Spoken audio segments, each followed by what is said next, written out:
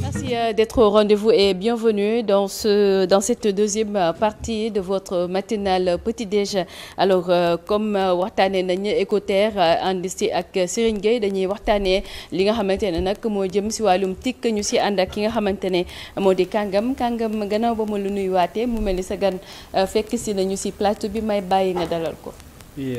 Safi comme moo ngi nii présenté wu monsieur Sow Fallou Sow ngeen ko ràññee ci Fallou Sow. nekk ci communication digitale mu nekk ku ñu ràññee ci milieu bi mu nekk koo xamante ne aussi xam-xamam màcc na ci wàllu création de contenu donc ku ne transition bi ñuy waxee site web envers l'application mobile ñoom ñiy yëngu ci wàllu contenu am na ñaari partie contenu bii adapté wu ci site internet ak bii adapté wu ci application te ñu war cee waxtaanee loolu Fallou ñu ngi lay dalal ci plateau Petit Déj. Kàngam man lay jaajëfal. di nuyu ñu fekk ci plateau bi yëpp. di rafetlu aussi ci invitation bi ñuy waxtaanee mu nekk loo xam ne jëriñ askan wi muy le numérique de façon globale mais digital nomade xam naa dañ ci yaatal bu baax a baax au fur et à mesure ñuy avancer incha allah. D'accord. Voilà tey comme ni ma leen ko waxee tey ñu war a waxtaanee ci transition stratégique site web envers l'application mobile. ci njëlbéen dañoo seetlu ne entreprise yeeg entrepreneur yëpp site internet lañ doon am mais léegi dañoo gis site internet naam mun na nekk application mais gis nañ ne aussi application moo gën a mobile moo gën a nekk loo xam ne nit ñi jumtukaay bi gën na yomb pour ñu utiliser ko parce que mun nga ko télécharger Play Store wala Apple Store voilà notification yi di la dal à tout moment donc bu nekkee site web day nekk loo xamante ne da ngay jaar ci benn comme Google wala benn pour dugg fa. mu nekk loo xamante ne aussi ñaari affaire la nekk ci jamonoy numérique yow en tant que créateur de contenu nga nekk ci nan nga gisee constat boobu noonu. effectivement comme ni nga ko waxee site web dafa nekk loo xam ne d'habitude dafay on peut dire statique entre guillemets parce que boo xasee ba am les liens par exemple le 3W point et cetera. boo ko amee ci ngay mën a dem accéder wu ci information bi nga xam ne tey moom moo nekk ci entreprise bi wala société bi wala ante ak lu mu mënti doon. par contre boo ñëwee par exemple ci application bi bon c'est vrai que au début gars yi duñu ko proposer mais boo gisee tendance bi nga xam ne moom moo am jamono ji c'est-à-dire entreprise yi dañuy virer vers l'application mobile. Pourquoi l'application mobile? Je pense que ni génération bi bu bees bi nga xam ne actuellement moom moo nekk di développer li nga xam ne moom mooy seen attachement par rapport à la technologie, par rapport à la responsivité, par rapport à la réactivité, parce que dañoo bëgg lu gaaw actuellement lépp question de temps la. Donc du coup ñu privilégier li nga xam ne moom mooy l'application mobile. Maintenant je pense damay yaatal foofu tuuti rek parce que boo xoolee application mobile yeewoogul Fall yeewul waale tuuti rek yëkkati waaleel baat bi rek tuuti. aywa alors par rapport à application mobile bi boo xoolee am na entreprise yu bëri ñoom au lieu sax ñuy créer site web directement dañuy ñëw daal lay proposer application mobile direct. Mën nañ jël exemple ci yu bëri bon je ne sais pas si je pourrais me permettre utiliser ay noms. damay jël par exemple Wave. ñoom mënoon nañ ñëw créer site web comme d'autres entreprises mais dañoo ñëw tag balancer l'application. Yango ils ont fait pareil dañoo ñëw tag balancer l'application. Pourquoi? Parce qu'ils veulent être beaucoup plus proches ak utilisateurs yi mais loolu pour nga xam ko faudra mu am benn étude au préalable nga mën a xam exactement lan mooy jafe-jafe utilisateurs yi ak bëgg-bëgg bi nga xam ne tey jii moom lañ am par rapport à la connectivité. Là-bas j'ai remarqué que les créateurs de contenu, les gens qui travaillent pour ñu am aperçu ci communauté bi en général c'est les créateurs de contenu qui travaillent avec les développeurs. Effectivement. Donc pour mu am benn genre transition boobu. Effectivement pour ñu refondre site bi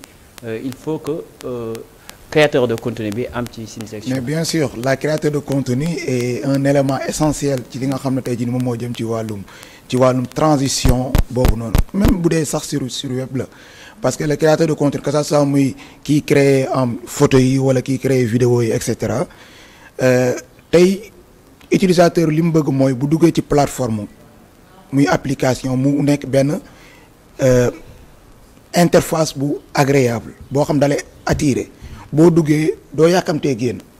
l'image yi nekk ay images yu HD haute définition de qualité plateforme bi daal di fluide mais loolu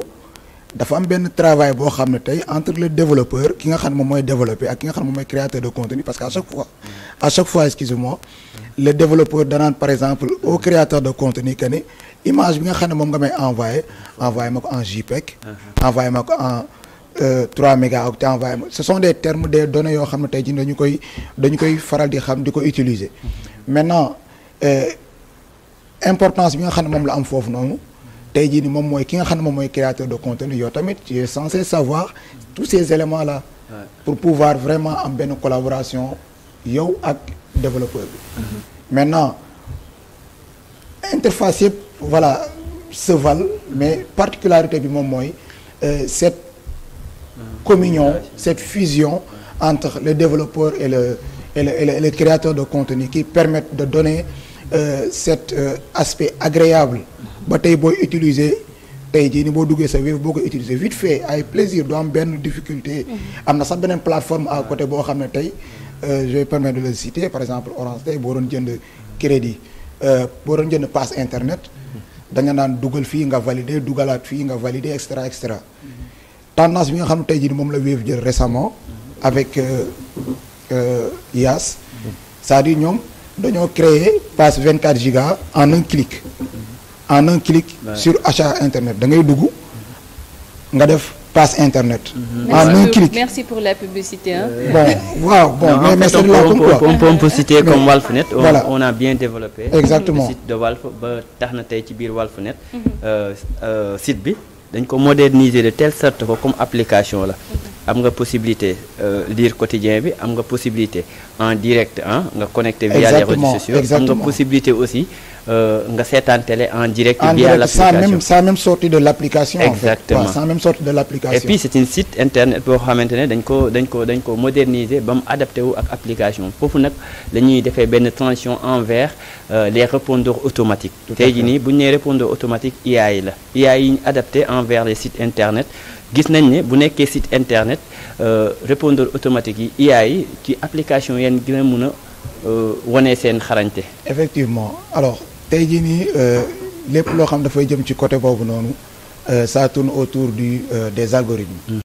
ça tourne autour des algorithmes actuellement nii tey loolu moom mooy nan laa ko mën a waxee sax loolu moom mooy diriger le monde en fait ce sont les données parce que tey algorithme bi sax ci données yi lay basé wu pour mën a fonctionner dama koy faral di wax Elon Musk c'est pas pour rien mu mën a jënd Real Madrid mën a jënd Paris mën a jënd yeneen club mu bàyyi leen fa ñukk dem jënd Twitter lan moo tax mu jënd Twitter parce que xam na importance bi nga xam ne moom la données am force bi nga xam ne moom la données am tey pour ouvrir un compte Twitter damay def juste benn digression pour ouvrir benn compte Twitter tey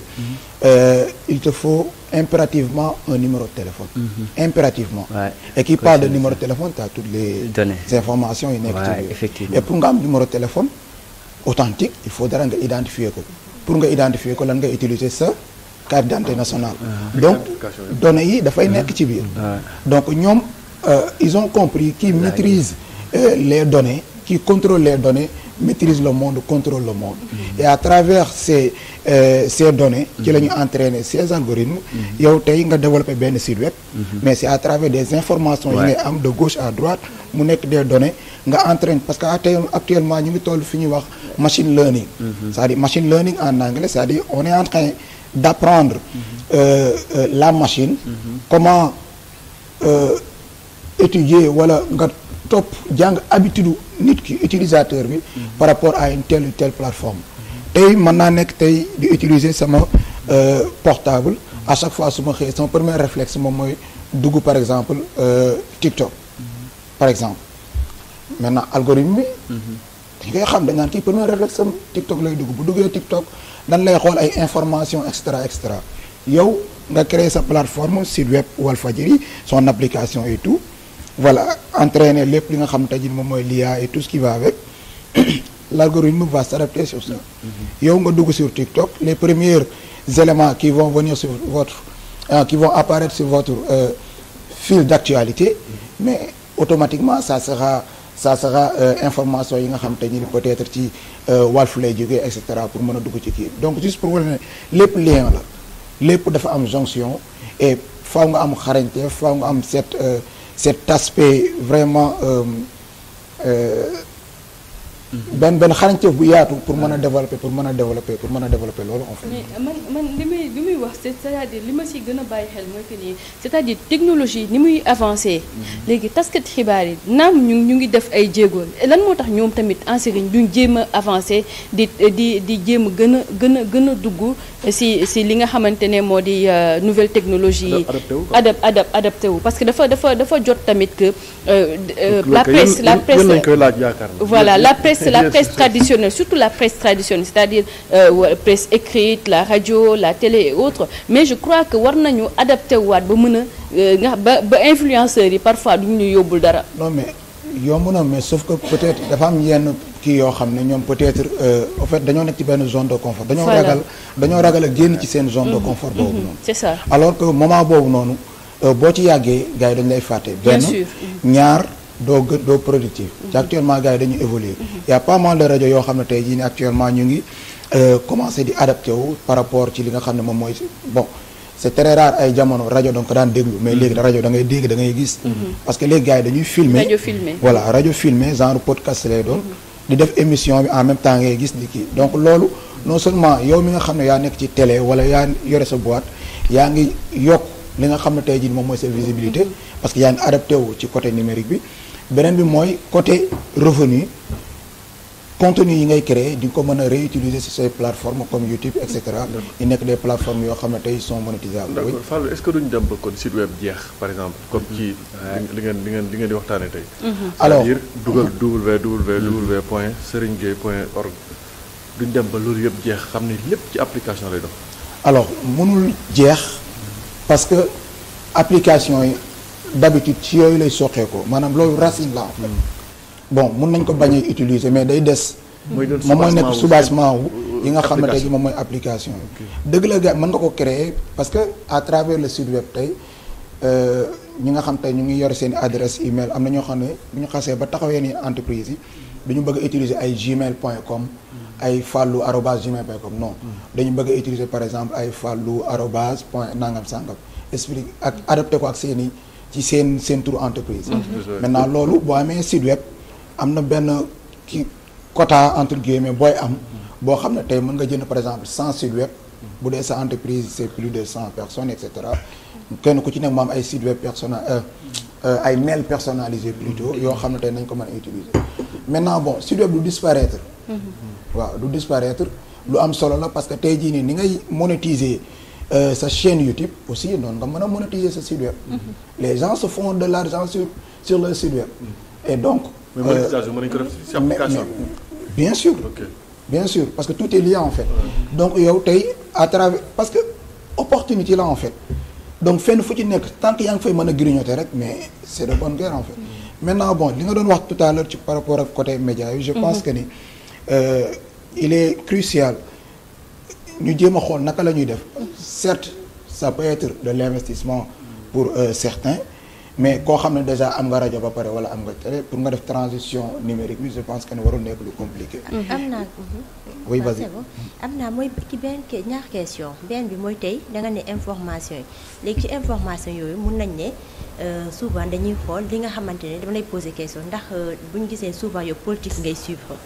boo tijji rek politique lañ lay indi bu dee économie aussi moom lañ lay tijji maanaam selon yow information yi ngay suivre moom lañ lay jox aussi bu dul information peut-être côté société bu ñu gisee di nga gën a nàmm seetaan moom lañ lay jox mu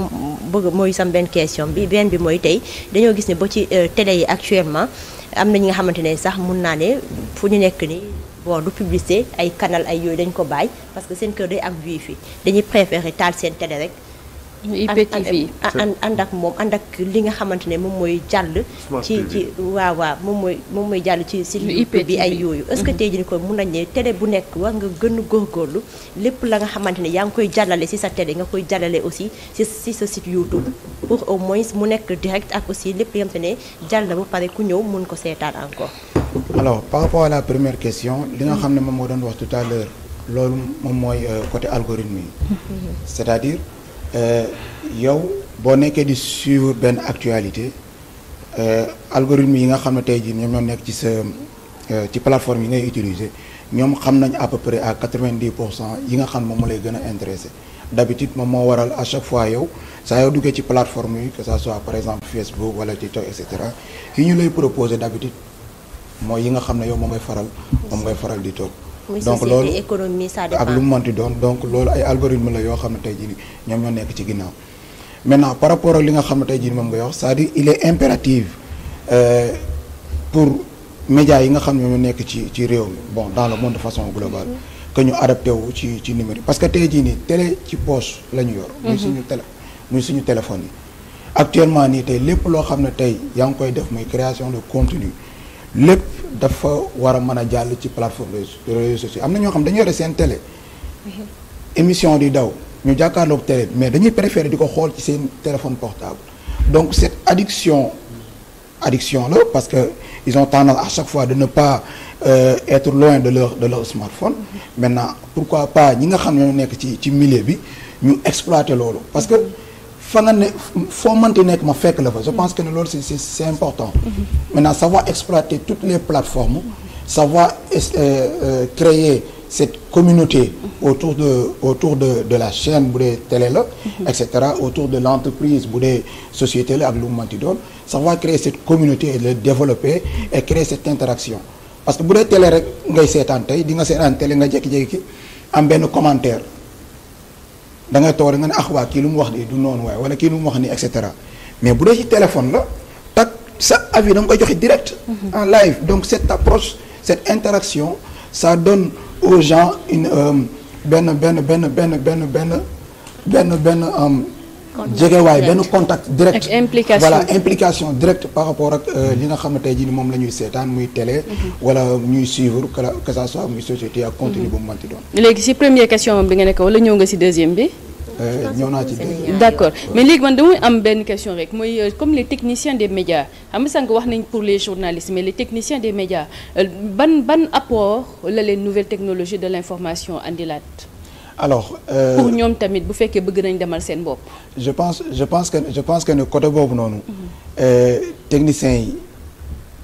ci côté logistique bi sax laay gën a wax parce que actuellement nii logistique ils ont tendance actuellement dafa commencer évoluer. bon yàgg na évoluer sax parce que boo xoolee tey y a des caméras yoo xam ne tey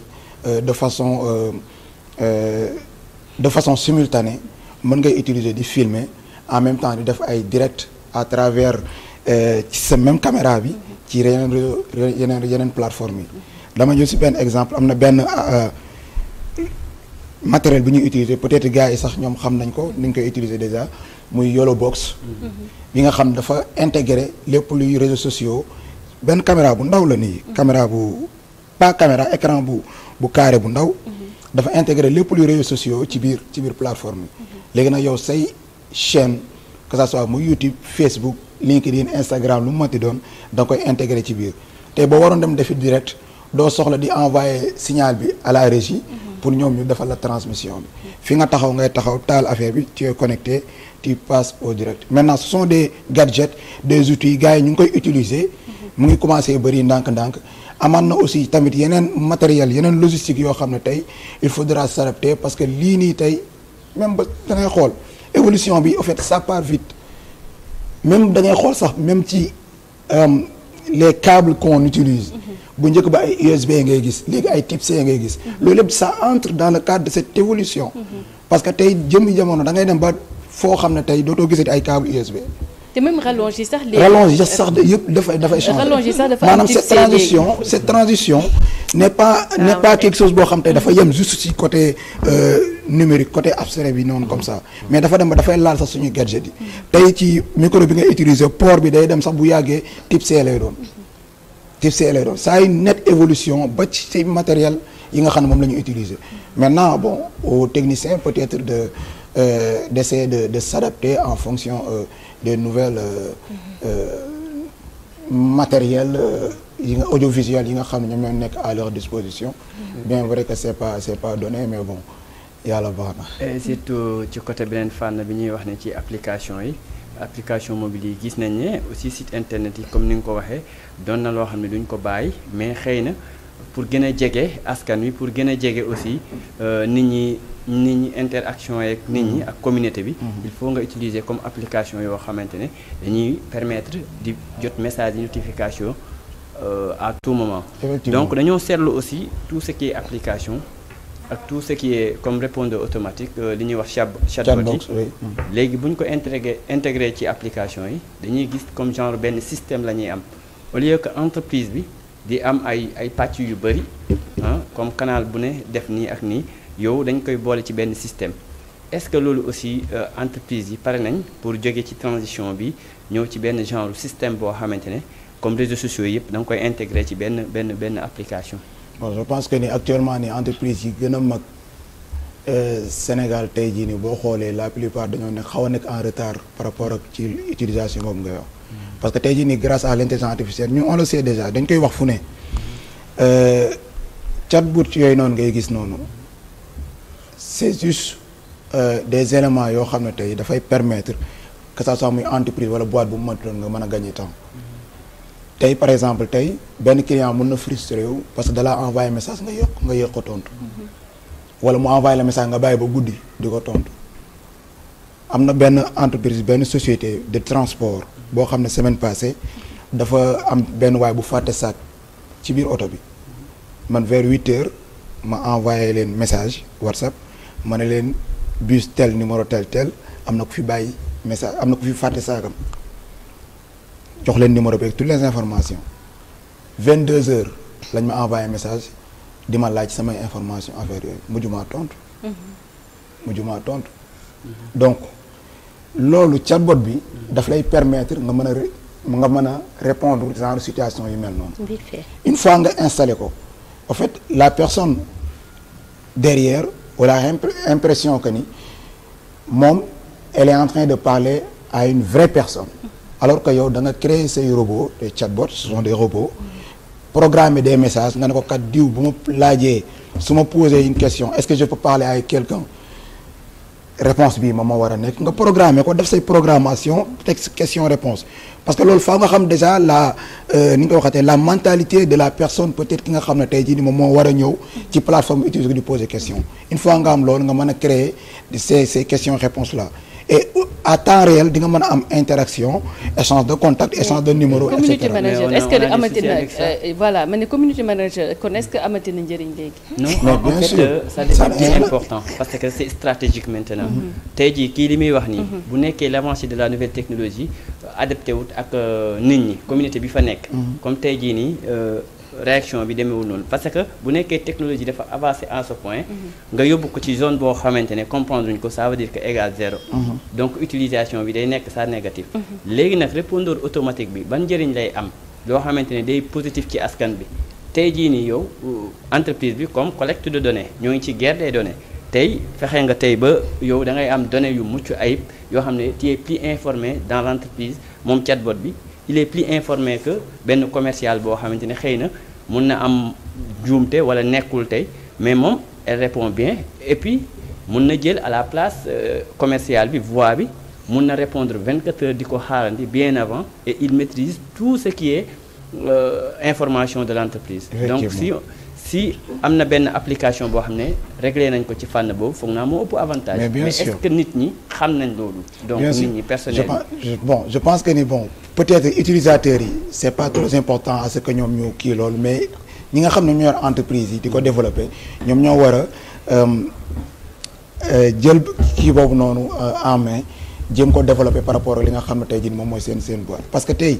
utilisateur bi moom lu muy xaar mooy ma poser la question nga répondre répondre samay attente parfois le chatbot am na ci yenn information yoo xam ne du ko mën a joxe mais di nga ko jox des réponses yoo xam ne par exemple dina ne mais taaxirlu tuuti am na kenn ku la war a mën a jël wala taaxirlu tuuti wala wooteel ci numéro bi loolu lépp ce sont des programmations yoo xam ne da nga koy def ci ginnaaw la personne l'utilisateur même du maanaam mun na sax bañ a xam ne man ki may wax robot la mais il faut qu'il y ait cette l'étude d'abord de la mentalité des utilisateurs. parce que tey entreprise boo mënti nekk tey ñoom dañoo yor seeni communauté entreprise bu nekk. dafa yor ay communauté am Walf dafa yor ay communauté am et cetera tey Walf bu doon def chatbot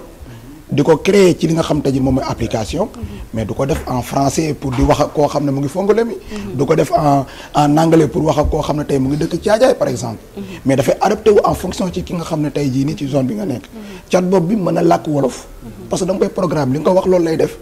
mooy comme Awa waaw comme Awa da nga koy programmer di ko wax loo muy li nga ko wax loolu lay def. la personne se sent beaucoup plus important valorisé et motivé parce que mu ngi wax ak nit mu ngi koy tontu et cetera. mais man dama am benn laaj que peut-être ça n'a absolument rien à voir mais mooy comme le cas de Jojo Glowskin nga xamante ne dafa ubbi dafa ne day andi day recruter maintenant am nit ñu bëri ñu ñëw mais est-ce que loolu état ci boppam waru seen jàngat que ni man kat samay ndaw ñi liggéey ci boppam nañ soxla est-ce que ndaw ñooñu tey jii bu ñu leen formé woon ci lii nga xamante ne moo di technologie yi nga xamante ne won leen ne mën ngeen demal seen bopp nga yaakaar loolu gënul woon tamit. effectivement côté boobu noonu bon c'est vrai que digression la mais dañ ci mën nañ ci taxaw loolu man dama jàpp ne coup de marketing la jamono yi ñu toll ñëpp xam nañ ne pour déposer CV soxlawul ngay déplacer franchement loolu ñëpp xam nañ ko et gis nañu aussi que ni voilà dafa am benn tendance bu xew entre moom pour ne pas faire non en fait ñu bañ a duggee foofu mais en fait man su ñi ñëwandoo laa wax juste pour wax tamit ci li nga xam ne tey jii moom mooy ci côté boobu c'est un coup de marketing qui a fait son effet bien sûr qui a eu l'effet escompté maintenant côté li nga xam tey jii moom mooy jeune actuellement nii mën nañ ne gouvernement yi fi jot a jaar yëpp dañoo échoué ci côté l'emploi des jeunes yi fi jaar yëpp duma sax sori damay jël ci côté Wade jël ko ci côté Macky Sall ba ci Abdou Diouf également ba ci Abdou Diouf c'est-à-dire dëgg la ñoom duñu créer emploi mais war nañoo créer les conditions qui fait que ni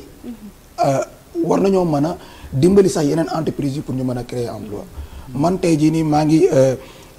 liggéey ak benn entreprise boo xam ne mu ngi dans le BTP mais on sait réellement ce qui se passe en fait. Bien sûr. On sait réellement ce qui se passe il y a des entreprises yoo xam ne tey jii nii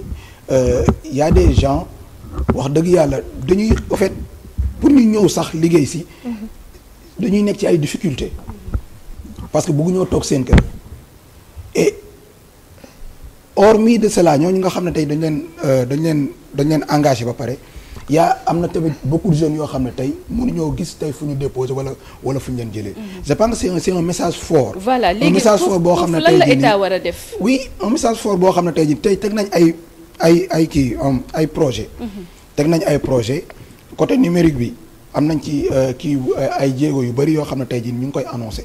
mais je pense que ni tey côté concret la ñu war a dem en fait. maanaam annoncé nañ ci lu bari mais tey jii ni tey la formation certes. il y a pas mal de jeunes yoo xam ne tey jii ni formé nañ leen. parce que tey à chaque fois boo waxee la plupart surtout yenn leaders yi entre guillemets boo leen déggee ñu naan la il faut vous former mais il y a pas mal de jeunes qui sont déjà formés. ñoo xam ne ñu ngi toog tey amuñu. léegi Fallou xaaral ma ñëwaat ci yow xaaral ma dem ci kànga maam balaa ma ñëwaat ci yow c'est-à-dire jeunes yooyu li ma bëgg laaj mooy jeunes yooyu ci boppam naka lañ leen mën a former pour que ñuy def ci internet bi toog seen kër di jënd di jaayaat. en même temps ba pare jël seen xaalis. xam nga tey jii nii li Fallou wax. j'approuve. bien sûr li nga wax aussi franchement analyse boobu lañ mën a jël tey jii nii quoi qu'on puisse dire liggéey manqué na ci réew mi. ndaw ñi soxla nañu liggéey. mais naka la ñu war a liggéeyee ak jamono fu ñu toll. donc numérique lan lay indi ci changement. bien sûr.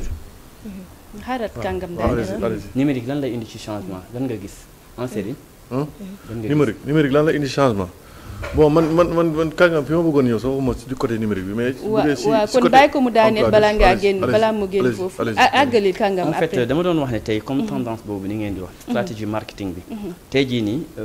tey ñu bëri dañuy utiliser réseaux sociaux. mais ñoo ngi ciy fo. est-ce que il n'est pas temps que ñu jàngal leen nan la ñuy déggalee fo bi di ci am xaalis. même booy fo sax da ngay am xaalis. di sama benn copain di wax jo. saa yoo ko gisee muy fo ma ne ko booy lu tax ngay fo mu ne ma fo bi dama ciy gagné xaalis ay di 500 euros ay 2000 euros dem bay gagné 2000 euros ci jeu. donc xam nga nekkatul fo. loolu liggéey la donc est-ce que il n'est pas temps de former et d'informer les gens que ne lii mun ngeen am lii ci lii. tey réseaux sociaux yaa ngi wax sànq danger ci communauté management tey administrateur ak créateur de contenu ak koo xam ne influenceur la pourtant ñëpp ñoo ngi liggéey mais bu ne métier boo xamante ne mu ngi liggéey ak numérique. te pourtant bokkuñu. mun nga doon administrateur en même temps créateur de contenu en même temps influenceur mais am na ay pàcc mais mun nga doon bii bañ a doon bii. donc liggéey yi bëri na. buñ jógee foofu dañuy wax ne tey mën nga def e-commerce également exactement te paresse la ñuy wax intellectuelle paresse intellectuelle lan lañ les nouveaux machines xam nga l'intelligence artificielle day tax liggéey gën a wàcc non c'est pas vrai je dis que si tu comprends comment utiliser l'intelligence artificielle si tu comprends comment utiliser la machine yow dootoo amati jot bay paresse parce que tout le temps tu es occupé tout le temps am na loo war a def loo defutoon parce que machine bi dalay permettre nga mën a use sa moyen di liggéey xaalis. d'accord c'est bon. effectivement d'accord Serigne. waaw léegi da nga defoon benn digression ci wàllu emploi. joxe le cas de Jojo Groskin. Fallou mu ngi koy wax ne marketing mais aussi war nañ ci xoolaat aussi Jojo moom fan la commencé. Jojo mi gars yi rangoon noonu entrepreneuriat. Sénégalais malheureusement ñun jeunesse bi. bien sûr dañoo bëgg di dépendre si dara. xam nga lan la nag mais di gars yi dañuy wax naan ku wala fa ko wax la ñuy wax xaw ma ku nekk jàmbaar amul ku nekk dañu laa dimbale. mais il faut nga nekk si dara quoi ñu mën la ci dimbale. effectivement te loolu noonu ngay wax sax. il faut nga nekk si dara. Jojo moom noonu elle a commencé par activité bu ndaw. wala en tout cas si lu ndaw la commencé. ba tey ji mu yegg foofu noonu. donc loolu loo am solo la Fallou. effectivement waaw vas-y.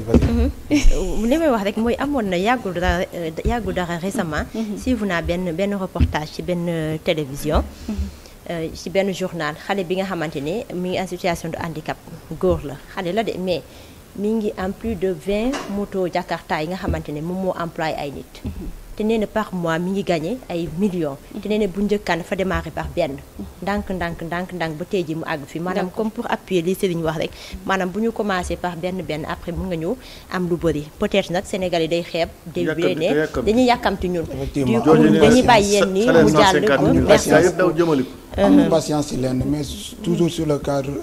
numérique je pense que ni côté boobu noonu niche bi yaatu na. et il faudra ñu privilégier surtout l'éducation numérique. au bas parce que cette génération peut-être bon am na si ñoo xam ne bon mënoo leen indiwaat ci kii bi. mais génération bii di ñëw. bu ñu tolloo ñun fi ñu toll nii ñoom war nañu am benn. éducation de base sur le numérique boo xam ne tey ñun li ñuy waxtaanee nii ñoom dañuy waxtaanee leneen ci yeneen i technologie ci yeneen i pàcc pour mën a def te loolu noonu je pense que l'État a une part de responsabilité à jouer là-dessus. Sophia baal ma rek dama am question dama doon kii appuyer li sëñ doon wax rek mais sama question bi xam nga lu mu doon comme par exemple tey jii nii ci WhatsApp bi am na ñi nga xam ne dañuy yëngu ci wàllu business peut-être wala ñuy yëngu ci wàllu santé comme tey jii kii nii dama ko envoyé benn message après mu ñëw répondre ba bonjour et bienvenue xam nga vous faites désormais d'un espace dédié à la santé xam nga ay yooyu et cetera après ñëw di ma bindal di ma ne je ne suis pas disponible pour le moment mais votre bien-être est ma priorité après benn instant bindaat je vous contacterai dès que possible à très bientôt maanaam yooyu yëpp dafa bokk ci li nga xamante ne tey mun nañ ne WhatsApp mi ngi koy utiliser te ñii di yëngu ci ay affaire business wala yeneen santé wala leneen. mooy chatbot bi Kangam doon wax tout à l'heure c'est-à-dire léegi nii ak WhatsApp business bi dañ koy jël inclure ko ci biir li nga xam ne tey jii nii moom moo jëm ci wàllum utilisation e-business bi e-commerce bi et cetera donc lépp dafay jëm ci wàllum avoir benn rapprochement ak sa client en cas d'absence ngay mën a interagir ak moom et boo ñëwee ba am temps nga daal di xool message yi nga war a répondre wala ñi nga war a woo nga woo leen. c'est important man daal li ma jàpp mooy que ne xale bi même bu fekkee ne am na ambition tamit ba soxla na accompagnement parce que bu fekkee ne nit da la naan jaaral na li sa avenir dina gën a yomb kan nga ma bàyyi la nga tàggatoo. en tout cas ça fait plaisir comme ça Fatou ci. buñ la bàyyee moom kenn du xam fooy jaar. voilà donc doonoon bànneex wax dëgg yàlla ak mbégte bu baax a baax jàkkaarloog Fallou mu nekk koo xamante ne aussi il est toujours disponible di la remercier di la jaajëfal bu baax a baax di wax aussi del jël stagiaire comme ni nga koy waxee gars yi ñàkk nañ te il est tout le temps occupé waaw ñun ñëpp ku ci mun jàppale keneen ki nga séddoo daal ñu jàppalante mais liggéey ñàkk na ci dëkk bi à part ça di béggee ñëpp di ziar ñëpp. pour moom mu jël stagiaire. waaw del jël stagiaire kay. est-ce que duñ ci xal matt benn yoon. bàyyi ko mu tàggatoo ñu après ñu wax ci suuf. voilà c'est ça Fallou ça fait tellement plaisir et franchement merci. plaisir partagé en tout cas merci beaucoup ci jotaay bi. di wax état mu employé te yow doo employé. moom moo wax loolu mais man dama wax loolu bon actuellement nii mën naa ne ñu ngi formé récemment rek. da lay ci wax année loolu bii nii plus de 500 personnes. d'accord da lay wax loolu on les a formés en d'accord. donc cette sens de partage xam naa ñu mais dina jël stagiaire amul problème. d'accord inchallah en tout cas di bég bu baax ci waxtaan wi. et yaakaar ne liñ fi waxtaanee dina jëriñ askan wi en tout cas merci beaucoup. jërëjëf Kangam yow tamit jërëjëf. merci beaucoup. ñu lay sant bu baax di lay gërëm waaye di fàttali rek ni tey jii 4 novembre tey la sama anniversaire yaay dégg leen ko waaye balaa booba nag ñu dalal ki nga xamante